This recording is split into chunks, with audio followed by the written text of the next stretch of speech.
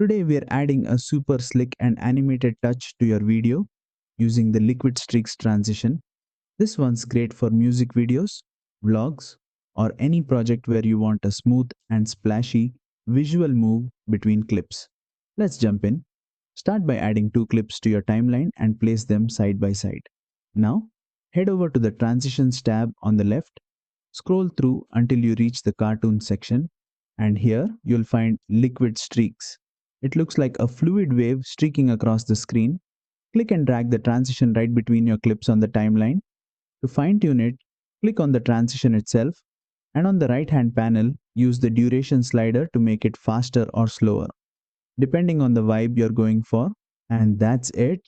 You've added the liquid streaks transition in Clipchamp for a clean and animated scene change.